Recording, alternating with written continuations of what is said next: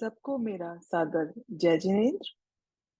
शीश नवा अरिहंत को शीतल करूं प्रणाम। उपाध्याय आचार्य का ले सुखकारी नाम।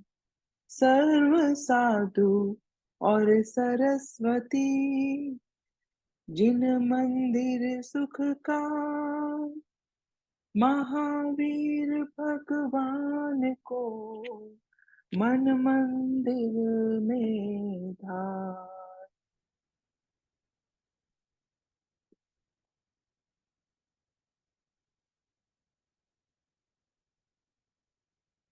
केवल ज्ञान। इसके बाद महावीर भगवान एक गांव में पहुंचे। वह 43 वर्ष के थे। अपनी दीक्षा अवधि के दौरान 12 वर्षों की कठोर तपस्या के बाद जब वह रजुवालिका नदी के तट पर एक साल के पेड़ के नीचे गाय दूध की मुद्रा में ध्यान कर रहे थे, सबसे शुभ क्षण आखिरकार आ गया। उन्हें केवल ज्ञान प्राप्त हुआ, क्योंकि उनके 4 मुख्य कर्म अर्थात ज्ञान वर्णीय कर्म, दर्शना वर्णीय कर्म, मोहनीय कर्म और अंतराय कर्म पूरी तरह से छूट गए। इस क्षण के दौरान ब्रह्मांड में प्रत्येक जीवित प्राणी को अपने भीतर पूर्ण शांति का अनुभव हुआ। इस अवसर पर दिव्य प्राणी खुशी से अभिभूत थे। उन्होंने बड़ा उत्सव बनाया। पृथ्वी पर लोग जो उनकी शरण में आने के लिए बेताब थे, उन्होंने भी इस क्षण को बड़ी भक्ति के साथ मनाया, क्योंकि अब वे दुनिया को त्याग सकेंगे और लगातार उनकी देशना को सुन सकेंगे। गौतम स्वामी और अन्य 10 गणधर। मगध राज्य में स्थित गोबरगांव नामक नगर में 3 ब्राह्मण भाई इंद्रभूति, अग्निभूति और वायुभूति रहते थे, जो महान विद्वान थे। एक दिन 11 ब्राह्मणों और उनके 1000 शिष्यों की एक टीम एक भव्य यज्ञ करने के लिए एकत्र हुई।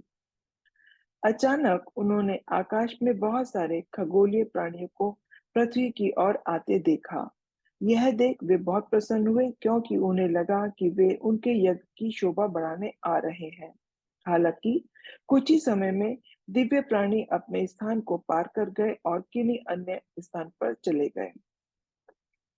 उन्हें शीघ्र ही पता चल गया कि दिव्य जन समूह तीर्थंकर महावीर के समोसरण की ओर बढ़ रहा है।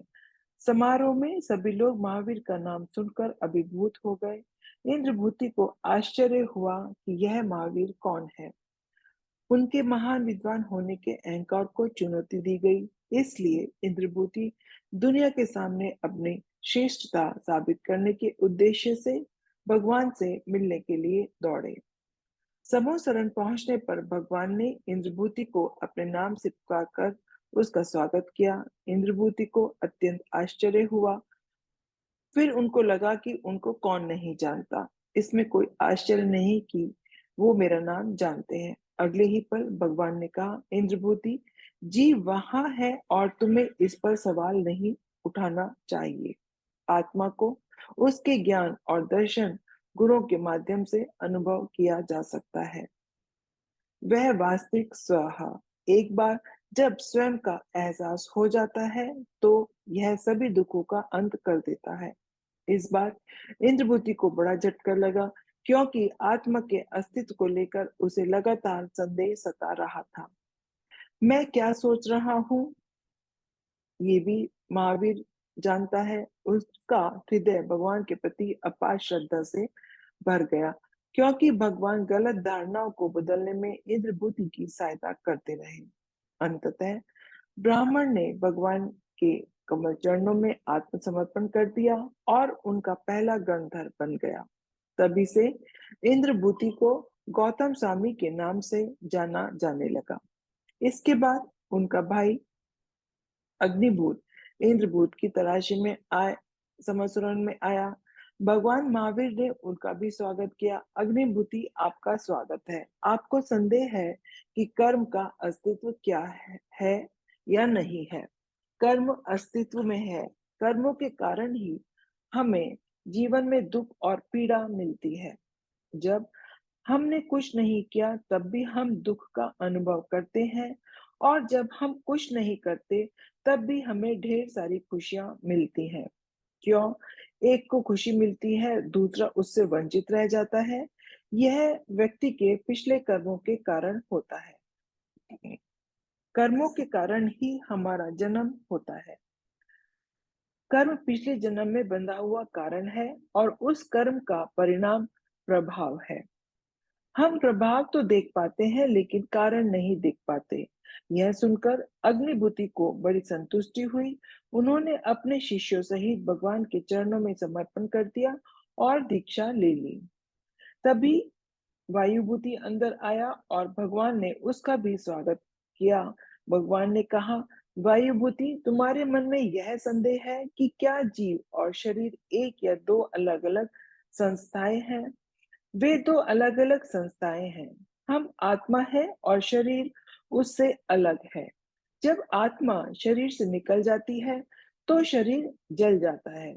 जब तक आत्मा शरीर में है तब तक ही यह शरीर जीवित कहलाता है।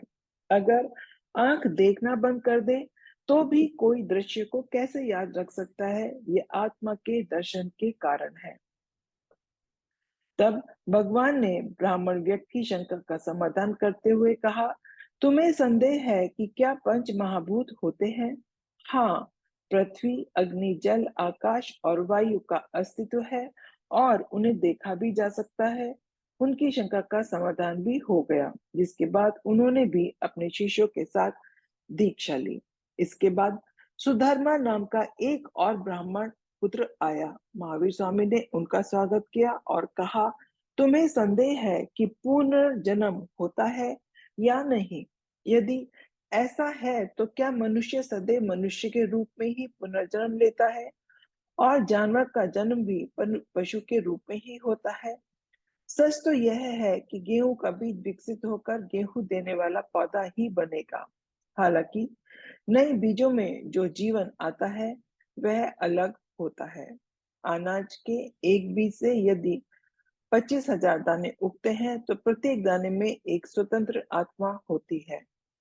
नए अन्न की आत्मा उस बीज अनाज की आत्मा से भिन्न है जिससे वह अंकुरित हुआ है। इंसान ही इंसान को जन्म देगा। हालांकि जो एक नए इंसान के रूप में आता है वह एक नया जीवन है। अगर किसी इंसान की मंशा जानवर जैसी है तो अगले जन्म में वह इंसान नहीं बल्कि जानवर के रूप में जन्म लेगा। व्यक्ति जिस प्रकार के कर्म से बनता है उसके आधार पर वह उस विशेष जीवन रूप में पुनर्जन्म लेता है। तो इस तरह संतुष्ट होकर उन्होंने भी अपने 500 शिष्यों के साथ दीक्षा ले ली। इसके बाद ब्राह्मण पुत्र मांडिक आया। प्रभु ने कहा, मांडिक, आपका स्वागत है। आपके मन में प्रश्न है कि बंध और मोक्ष क्या है। अज्ञान के कारण व्यक्ति कर्म बंधन में बंध जाता है। जैसे ही व्यक्ति सभी बंधनों से मुक्त हो जाता है उसे मोक्ष की प्राप्ति हो जाती है। मोक्ष के प्रथम चरण का अनुभव यही जीवित रहते हुए किया जा सकता है, जिसमें व्यक्ति को कोई दुख अनुभव नहीं होता। दर्द और दुख की परिस्थितियों के बीच भी व्यक्ति को कष्ट नहीं होता है। मोक्ष का अंतिम चरण तब होता है जब सभी कर्म समाप्त हो जाते हैं, जब आत्मा पर एक भी परमाणु मौजूद नहीं होता। ऐसी आत्मा सिद्ध क्षेत्र में जाती है। एक बार मोक्ष का प्रथम चरण होता है, मोक्ष का दूसरा और अंतिम चरण निश्चित रूप से होगा। तदनुसार मांडिक ने भी महावीर भगवान के चरणों में समर्पण कर दिया और अपने 500 शिष्यों के साथ दीक्षा ली। इसके बाद सातवें ब्राह्मण पुत्र मौर्य भगवान महावीर के पास पहुंचे। भगवान ने उनके नाम से उनका स्वागत किया और कहा, तुम्हारे पास एक प्रश्न है कि दिव्य प्राणी पृथ्वी पर क्यों नहीं आते हैं? दिव्य प्राणियों के चारों ओर जो वातावरण है वह सौंदर्य और सुगंध से भरा है, इसलिए पृथ्वी पर आना पसंद नहीं करते। हालांकि जब किसी तीर्थंकर के 5 कल्याणों में से किसी का अवसर आता है, तो वे पूरे उत्साह और भक्ति के साथ आते हैं। भगवान के उत्तर से मौर्य बहुत संतुष्ट हुए और उन्होंने भी अपने शिष्यों सहित भगवान से दीक्षा ली। अब 8 ब्राह्मण पुत्र अकंपित समोसरण में पहुंचे। महावीर ने कहा, तुम्हें इस बारे में संदेह है कि क्या नारकीय प्राणियों का अस्तित्व है, और यदि वे मौजूद है तो हम उन्हें क्यों नहीं देख पाते। सच तो यह है कि नर्क में भी प्राणी हैं, हालांकि उन्हें केवल वे ही दे सकते हैं जिन्होंने केवल ज्ञान प्राप्त कर लिया है। उन्हें कोई और नहीं देख सकता। जिनका जन्म नर्क में होता है उनका ही जन्म होता है। हम में वे बाकी सब लोग वहां देखने भी नहीं जा सकते। यह सुनकर अकंपित ने भी अपने शिष्यों के साथ आत्मसमर्पण कर दिया। कुछ समय में 9वें ब्राह्मण पुत्र अचल भ्राता प्रकट हुए। भगवान ने उसे भी नाम से संबोधित करते हुए कहा, हे अचल भ्राता, आपको संदेह है कि पाप और पुण्य अस्तित्व में है या नहीं। यदि वे करते हैं तो वे क्या हैं? पाप और पुण्य अवश्य विद्यमान है, जिसके बिना सुख और दुख का अनुभव नहीं हो सकता। बहुत से लोग गरीब पैदा होते हैं या जन्म से ही विकलांग होते हैं। ऐसा किस आधार पर होता है? जिनका पुण्य बंधा है उन्हें सुख मिलता है, और जिनका पाप बंधा है उन्हें दुख मिलता है। जब हम दूसरों के सुख दूसरों को सुख देते हैं तो पुण्य बनता है, और दूसरों को दुख देते हैं तो पाप बनता है। अज्ञानता के कारण ही पुण्य और पाप कर्म बनते हैं। यह स्वाभाविक है। कोई भगवान नहीं है जो यह सब प्रबंधित करता है। हमारा आंतरिक शुद्ध आत्मा ही ईश्वर है। जब न तो पुण्य और न ही पाप कर्म संतुलन में रहेंगे तो मोक्ष होता है। यह सुनकर अचल भ्राता भगवान के सामने नतमस्तक हो गए और शरण स्वीकार कर ली। इसके बाद ब्राह्मण पुत्र मितारी का स्वागत किया गया और भगवान ने कहा, तुम्हारे मन में यह संदेह है कि अगला जन्म होता है या नहीं? हाँ, अगला जन्म अवश्य होता है। इस जन्म में संचित कर्मों को समाप्त करने के लिए अगला जन्म आवश्यक हो जाता है। हालांकि इस जन्म में हमें स्वयं का एहसास हो जाता है, तो हम जन्म जन्मांतर के चक्र से मुक्त हो सकते हैं और जल्दी ही मोक्ष प्राप्त कर सकते हैं। उन्होंने भी भगवान से दीक्षा ले ली। तब महावीर स्वामी ने ब्राह्मण पुत्र प्रभास का स्वागत किया और उनसे कहा, क्या आप जानने के लिए उत्सुक हैं कि बंधन क्या है? सुबह से रात तक देखो, सारा दिन कितनी स्वतंत्रता रहती है।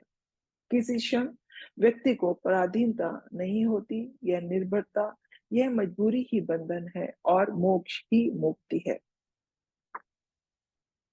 मोक्ष के लिए सम्यक ज्ञान, सम्यक दर्शन, सम्यक चारित्र और सम्यक तप के अलावा कुछ भी आवश्यक नहीं है। जब कोई स्वयं को पहचान लेता है, जब कोई स्वयं को जान लेता है, यह वास्तव में क्रमशः सम्यक दर्शन और सम्यक ज्ञान है। इसके बाद जब मनुष्य देखने और जानने में लगा रहता है, तो क्रोध, अहंकार, माया, लोभ, मोह और द्वेष की आंतरिक कमजोरियां खत्म हो जाती हैं। इसे सम्यक चारित्र कहा जाता है। जब कोई हमारा अपमान करता है, तो संभाव से यह देखना कि अपमान का हमारे अंदर क्या प्रभाव हो रहा है, और यह जानना कि सूक्ष्मतम कर्म, उप परमाणु कर्म किस प्रकार नष्ट हो रहे हैं, उसे सम्यक तप कहा जाता है। इस प्रकार आत्म साक्षात के बाद नए कर्म नहीं बनते, और समय के साथ जैसे ही सभी पुराने कर्म समाप्त हो जाते हैं, कर्मों का संतुलन शून्य हो जाता है। तब पूर्ण आत्मा ही रहती है। यह मुक्त करता है और शाश्वत आनंद में रहता है। इसके साथ ही सभी 11 ब्राह्मण भगवान महावीर के गणधर बन गए। इसके अलावा चंदना ने भगवान से दीक्षा ली और इस तरह उनकी शरण में आने वाली पहली महिला भिक्षुणी बन गई।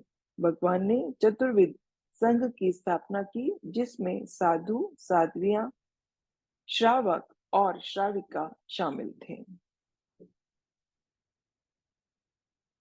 देशना। तीर्थंकर महावीर ने अपनी देशना में उन 6 शाश्वत तत्वों की व्याख्या की है जिनसे ब्रह्मांड बना है। आत्म तत्व, जड़ तत्व, धर्मस्तिकाय, अधर्मस्तिकाय, आकाश तत्व, काल तत्व। इनमें से प्रत्येक शाश्वत तत्व में है। द्रव्य का अर्थ है किसी तत्व का पदार्थ। गुण का अर्थ है गुण जो स्थायी भी है। पराय का अर्थ है चरण जो उत्पन्न होते हैं, कुछ समय तक रहते हैं और समाप्त हो जाते हैं। मूलतः ये सभी तत्व स्वाभाविक रूप से सदैव शुद्ध होते हैं और उनके द्रव्य, गुण और पर्याय भी शुद्ध होते हैं। ये तत्व चाहे कितने भी करीबी क्यों न हो, तेल और पानी की तरह अलग अलग रहते हैं, अपनी शुद्धता कभी नहीं खोते। इसलिए विभिन्न जीवन रूपों में अनगिनत जन्म लेने के बावजूद आत्मा हमेशा शुद्ध रही है। यह पवित्र था और सदैव पवित्र रहेगा। महावीर भगवान ने अपनी देशना के माध्यम से लोगों को इस तथ्य के बारे में बताया। जहां तीर्थंकर भगवान देशना दे रहे हो, उस पूरे वातावरण में शांति और सद्भाव कायम रहता है। चाहे जानवर हो या इंसान, हर कोई उन्हें सुनने आता है। उनकी वाणी में भाषा की कोई बाधा नहीं है, इसलिए हर कोई उसे समझ सकता है। उनकी वाणी की शक्ति ऐसी है कि वह न केवल व्यक्ति के भीतर भारी परिवर्तन लाती है, बल्कि कई विकसित आत्माओं को केवल ज्ञान प्राप्त कराती है। 5 महान व्रत।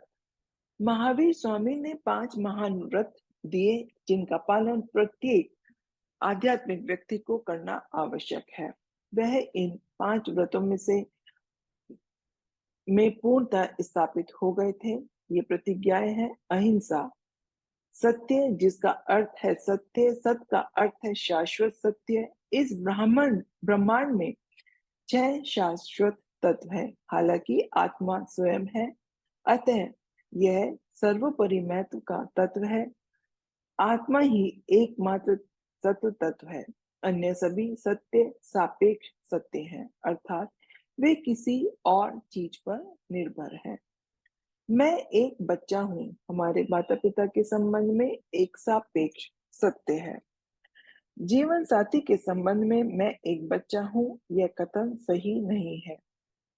एक सापेक्ष सत्य दूसरे व्यक्ति के संबंध में संक्षिप्त, मधुर और लाभकारी होना चाहिए। हमें यह हमेशा ध्यान में रखना चाहिए, सापेक्ष सत्य हमेशा परिवर्तन के अधीन होता है। इसलिए किसी भी सापेक्ष सत्य के लिए कभी भी अनुचित आग्रह नहीं करना चाहिए। अचौर्य, जिसका अर्थ है विचारों, इरादों और कार्यों और वाणी से चोरी न करने का व्रत। अपरिग्रह, हमारा शरीर, मन और वाणी हमारी प्राथमिक संपत्ति है। इसके बाद हमारा जीवन साथी, बच्चे, परिवार, घर, फर्नीचर आदि हमारी संपत्ति है।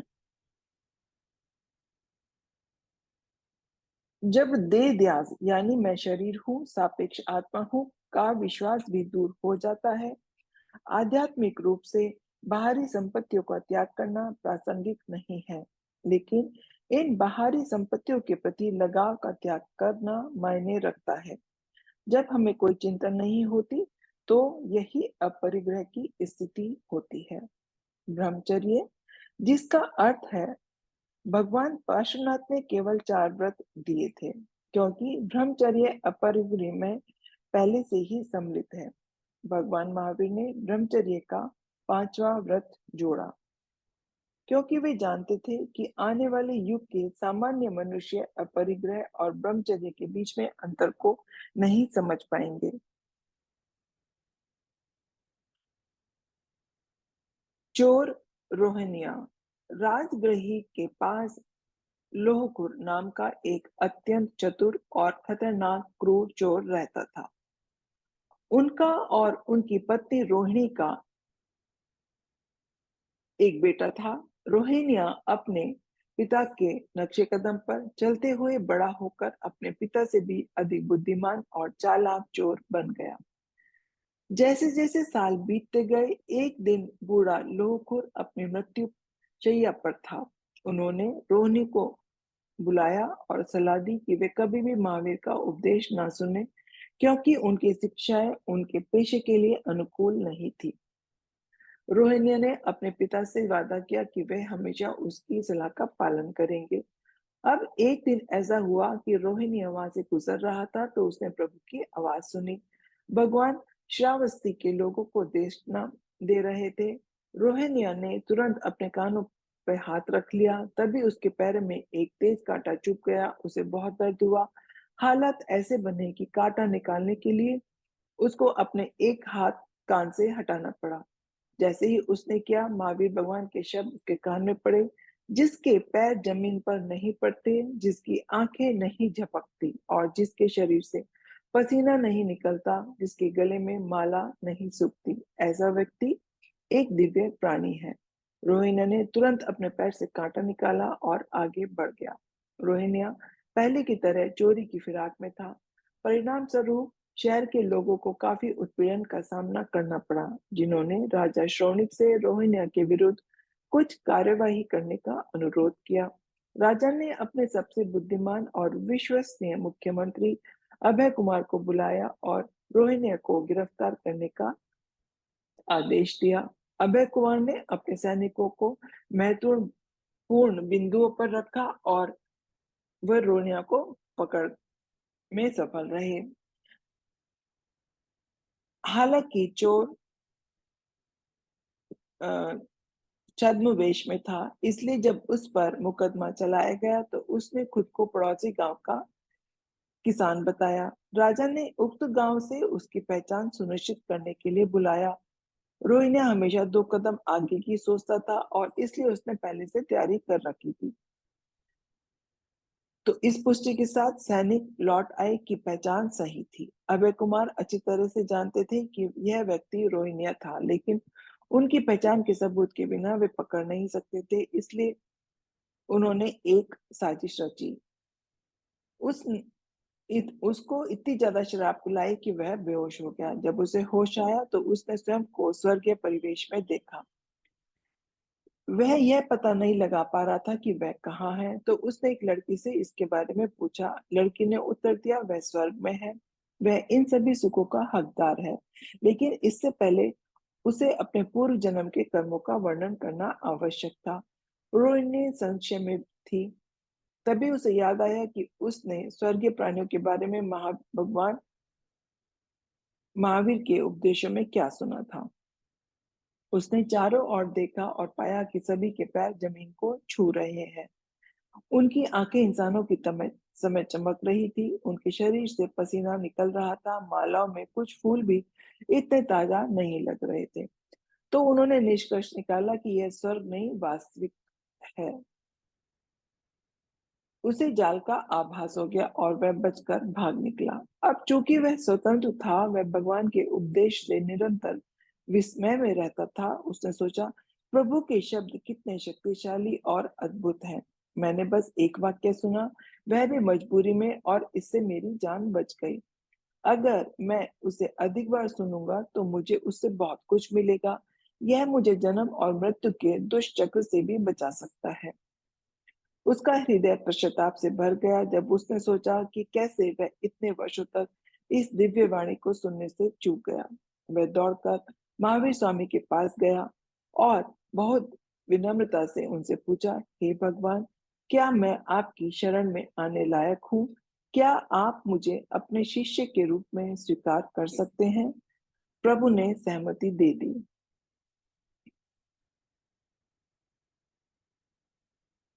महावीर के पहले माता पिता।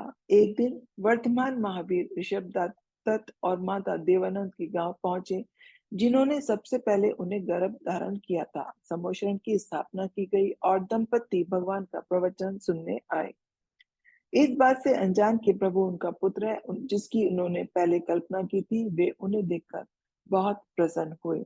भगवान ने देशना दी जिसमें उन्होंने कहा, इस संसार में सुख और दुख दोनों अस्थायी है। शाश्वत सुख केवल हमारी आत्मा में ही पाया जाता है। इसलिए हमारे जीवन का मुख्य लक्ष्य आत्मा को अनुभव प्राप्त प्राप्त करना होना चाहिए। यह देश न सुनकर उनके माता पिता को सम्यक दर्शन का स्मरण हुआ। तेजोलेशिया। एक दिन भगवान महावीर का श्रावस्ती नगरी में आगमन हुआ। उनके शिष्य आनंद मुनि भगवान से मिलने के लिए जाते समय हलाहाला नामक एक कुम्हार की दुकान से गुजरे, जहां गौशाला रहती थी। अहंकारी गौशाला अब स्वयं को 24वां तीर्थंकर भी घोषित करने लगा था। आनंद मुनि के सामने उसने दावा किया था कि उसके पास बहुत बड़ी शक्तियां हैं, जिसके कारण वह किसी को भी पल भर में जला सकता है। आनंद मुनि ने यह जानकारी भगवान के साथ साझा की और पूछा कि क्या गौशाला ने जो कहा वह सच है। भगवान ने पुष्टि की कि उनके पास तेजोलेश का ज्ञान है, जिसके साथ वह किसी को भी जला सकता है। हालांकि यह तीर्थंकर यानी भगवान महावीर को नहीं जला सकता। भगवान ने आनंद मुनि और उनके अन्य शिष्यों को गौशाला से सावधान रहने के लिए कहा, जो कभी भी इस शक्ति का दुरुपयोग कर सकते हैं। उन्होंने उन्हें सलाह दी कि वे उनके साथ किसी भी तरह के विवाद में ना पड़े। उधर श्रावस्ती शहर में तीर्थंकर होने का दावा करने वाले दो लोग शहर में चर्चा का विषय बने हुए हैं। जो लोग दोनों में से किसी एक को अपना गुरु मानते थे, उनकी आस्था स्वाभाविक रूप से उस गुरु के पक्ष में प्रवाहित हो जाती है। तो जो लोग महावीर में विश्वास करते थे, उन्हें यकीन था कि वह असली तीर्थंकर थे। हालांकि कई लोग गौशाला द्वारा प्रदर्शित चमत्कारी शक्तियों को देखकर प्रभावित हुए और उन्हें तीर्थंकर समझ लिया। एक दिन गौशाला आई और भगवान को बाएं दाएं और बीच में गालियां देने लगी। भगवान अविचल रहे और गौशाला ने जो कुछ भी कहा उसे धैर्यपूर्वक सुना। हालांकि उनके शिष्य जो हृदय से प्रभु की आराधना और प्रशंसा करते थे, उनके लिए ऐसे बुरे शब्दों को बर्दाश्त नहीं कर सके। उन्होंने गौशाला और को गलत कहा, वह और भी उग्र हो गई। उन्होंने तुरंत तेजोशिल्या लेशिया को फेंक दिया और दो शिष्यों को जला दिया। दोनों ने भगवान महावीर के चरण कमलों की शरण ली और मृत्यु के बाद स्वर्ग चले गए। घटना स्थल पर मौजूद अन्य शिष्यों ने गौशाला की क्रूरता से आहत होकर भगवान से दोनों शिष्यों में जीवन वापस लाने का अनुरोध किया। भगवान ने उन्हें समझाया वह ऐसा नहीं कर सकते, क्योंकि वह जीवन दाता नहीं है बल्कि मोक्ष दाता है। जीवन या मृत्यु हमारे अपने कर्मों का परिणाम है। भगवान इसमें कभी हस्तक्षेप नहीं करते। हम में से प्रत्येक व्यक्ति अनगिनत मौतों और पुनर्जन्म से गुजर चुका है। मोक्ष के मार्ग पर आगे बढ़ने की तुलना में इसका क्या मूल्य है। जिन दो शिष्यों के बारे में हम दावा करते हैं कि वे मर गए हैं, उन्होंने वास्तव में भगवान की शरण ली और अंतिम मुक्ति की और अपनी यात्रा पर आगे बढ़े। यही वास्तव में मायने रखता है।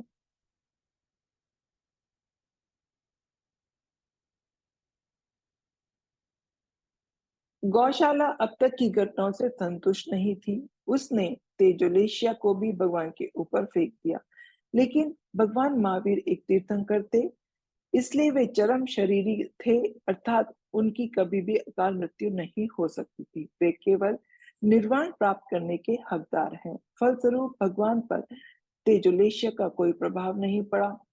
इसके विपरीत तेजोलेशिया ने 3 प्रदक्षिणाएं ली, भगवान के चारों ओर घूमकर वापस गौशाला में आ गई और उनके शरीर में प्रवेश कर गए। उनका पूरा शरीर जलने लगा। भगवान ने उससे कहा, सावधान रहो, 7वें दिन तुम मर जाओगे। यह सुनकर गौशाला को अपने गलत कर्मों का एहसास हुआ और उसने सच्चे दिल से उनके लिए पश्चाताप किया। वह दर्द से चिल्लाया, यह भयानक कष्ट मेरे ही पाप कर्मों के कारण है। उन्होंने अपने सभी शिष्यों को इकट्ठा किया और स्वीकार किया, मैं गलत था और भगवान महावीर सही। तुम सब उनके पास जाओ, उन्हें भगवान के रूप में स्वीकार करो। मैं महापापी हूँ, कृपया मुझे माफ करो। उसने बहुत पश्चाताप किया। परिणाम हुआ, उसकी मृत्यु के बाद भगवान ने घोषणा की, गौशाला ने अपने प्रतिक्रमण के कारण स्वर्ग में निवास प्राप्त किया है। अगली आखिर दिन उन्हें बेहद पश्चाताप हुआ, जिसके कारण उन्होंने खुद को पापों से मुक्त कर लिया। सही हो या गलत, वह हमेशा भगवान से जुड़ा रहता था, तो यह निश्चित रूप से मोक्ष प्राप्त करेगा। तो सच्ची स्वीकृति और पश्चाताप में जबरदस्त शक्ति है। अगर दिल से किया जाए तो यह सबसे बुरे पापों को जला सकता है। यद्यपि महावीर पर लक्षित तेजोलेशिया उन्हें मारने में असमर्थ थी, लेकिन इसका उन पर प्रतिकूल प्रभाव अवश्य पड़ा, जिसके परिणाम स्वरूप भगवान का वजन बहुत कम हो गया। हालांकि भगवान भीतर से शांत थे, उनके शिष्य बहुत चिंतित हुए। उनमें से सिंह नाम का एक व्यक्ति भगवान की पीड़ा को देखकर जोर जोर से रो पड़ा। भगवान ने उसे शांत किया, कहा, चिंता मत करो, मुझे कुछ नहीं होगा, मैं अभी 14 वर्ष और जीवित रहूंगा। सिंह ने जोर देकर कहा, भगवान को कुछ दवा देनी चाहिए, जिस पर भगवान सहमत हो गए। उन्होंने उसे रेवती के पास जाने के लिए कहा, जो भगवान के प्रति अत्यधिक भक्ति के कारण भगवान के लिए कुछ व्यंजन तैयार कर रही थी। भगवान महावीर ने सिंह को विशेष रूप से निर्देश दिया कि वह विशेष नुस्खा न लाए, बल्कि बिचौरा का दूसरा नुस्खा लाए, जो उसने अपने घर के लिए बनाई थी। सिंह रेवती के पास गया। जब उसने सुना कि प्रभु ने विशेष रूप से उसे तैयार किए गए पकवान के लिए कहा है, तो वह आश्चर्यचकित हो गई और इससे भी अधिक रोमांचित और खुश हो गई। उसने प्रभु के निर्देशानुसार खुशी से सिंह को बिचौरा नुस्खा दे दिया। महावीर स्वामी ने उसे खाया और ठीक हो गए। इस प्रकार रेवती ने अपने लिए तीर्थंकर का राज्य सुरक्षित कर लिया।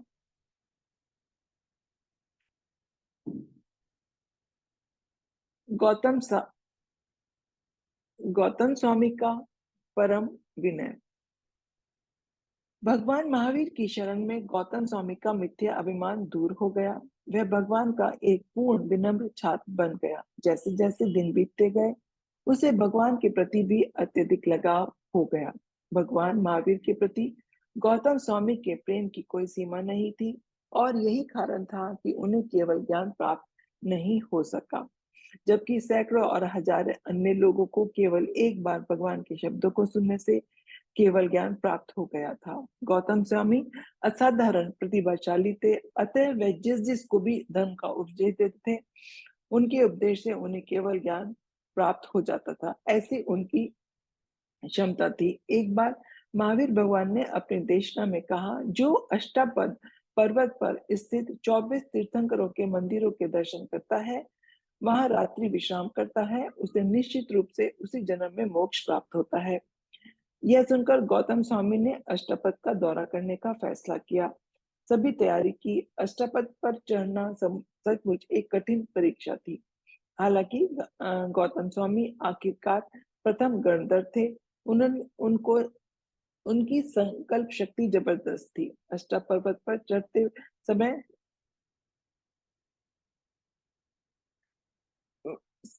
वे सभी भगवान के प्रति चढ़ते समय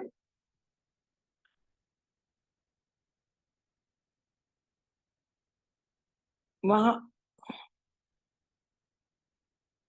गौतम स्वामी पद पर्वत के शिखर पर पहुंचे और वहां उन्होंने 24 तीर्थंकरों को प्रणाम किया और बड़ी भक्ति से उनकी पूजा की। गौतम स्वामी ने एक रात वहीं बिताई, और जब वे पहाड़ से उतरे तो महावीर भगवान की शरण स्वीकार करते हुए दीक्षा ली। फिर बड़े आनंद से उन सभी ने गौतम स्वामी के साथ यात्रा की।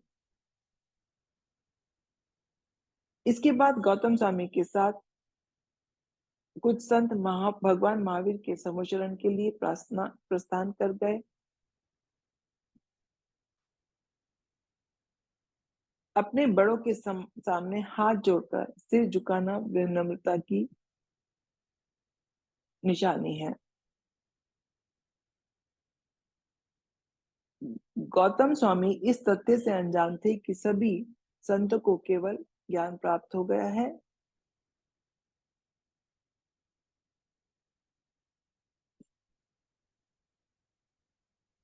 सुलसा श्राविका।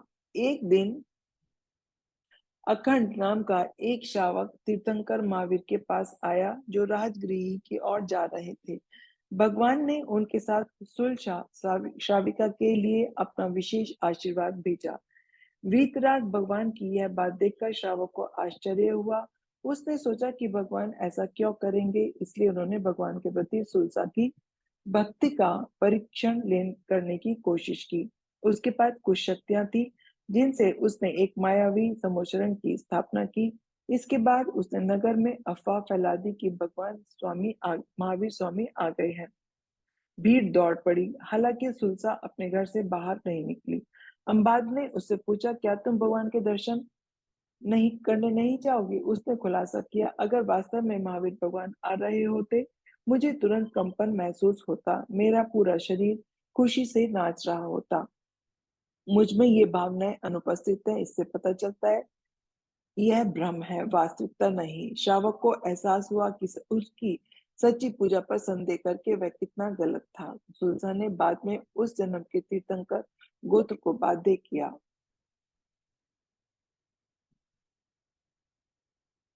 महावीर निर्वाण विहार करते हुए महावीर स्वामी राजगृह के निकट पावापुरी पहुंचे। उनकी अंतिम देशना हुई जो लगातार 72 घंटे तक चली। इस काल चक्र के लोगों के लिए मोक्ष प्राप्त करने का यह अंतिम अवसर था।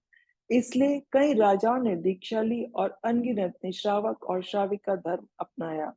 सत्र के मध्य में भगवान ने गौतम स्वामी को निर्देश दिया कि वे जाकर पड़ोसी शहर में एक ब्राह्मण को ज्ञान दें। अंत में भगवान ने शैलेशीकरण क्रिया की और 72 वर्ष की आयु में अपनी अंतिम सांस ली। उन्होंने निर्वाण प्राप्त किया और सिद्ध क्षेत्र में चले गए। दिव्य देवता अंतिम संस्कार करने आए और महावीर भगवान का निर्वाण कल्याणक मनाया। इस समाचार को सुनकर संपूर्ण विश्व में अंधकार छा गया, इसलिए लोगों ने अपने भगवान के अंतिम दर्शन के लिए दिए जलाए। यह प्रथा इस युग के अंतिम तीर्थंकर हमारे उद्धारकर्ता महावीर स्वामी जिनके शासन में आज हम पैदा हुए हैं की स्मृति में आज भी जारी है। इस घटना को हम दिवाली के रूप में मनाते हैं। वापस लौटते समय गौतम स्वामी को पता चला कि उनके प्रिय भगवान ने निर्वाण प्राप्त कर लिया है। भगवान से अत्यधिक आसक्त होने के कारण गौतम स्वामी को यह समाचार सुनकर आश्चर्य हुआ। उन्हें यकीन नहीं हो रहा था। वह यह समझने में असफल रहे जब प्रभु को पता था कि यह होने वाला है तो उन्होंने मुझे क्यों भेजा। वह जोर से सिसकने लगे। हालांकि तभी उन्हें अपनी मूर्खता का एहसास हुआ। उनके मोह के बंधन टूट गए और उन्हें भी केवल ज्ञान प्राप्त हो गया। उन्होंने अगले 12 वर्षों तक भगवान द्वारा सौंपे गए जगत कल्याण कार्य को जारी रखा और अंततः मोक्ष प्राप्त किया। आज के समय में महावीर स्वामी की जीवन गाथा हम सभी के लिए बहुत महत्व रखती है। यह हमें उनके जैसा अहिंसक और सभी बंधनों से पूरी तरह अलग बनने का लक्ष्य निर्धारित करने के लिए प्रेरित करती है। इस कहानी सुनाने के पीछे यही मुख्य उद्देश्य है कि यह एक प्राकृतिक नियम है। जिन गुणों की हम सराहना करते हैं वे हमारे अंदर भी खिलने लगते हैं। महापुरुषों की कहानियां पढ़ने के पीछे यही उद्देश्य है। भगवान महावीर की कहानी एक तीर्थंकर की है जो इस दुनिया में महान स्थिति हो सकती है। आप सबको मेरा सादर जय जिनेन्द्र। अगर ये कहानी आपको अच्छी लगी तो अपने दोस्तों के साथ शेयर करिए। सबको मेरा सादर जय जिनेन्द्र।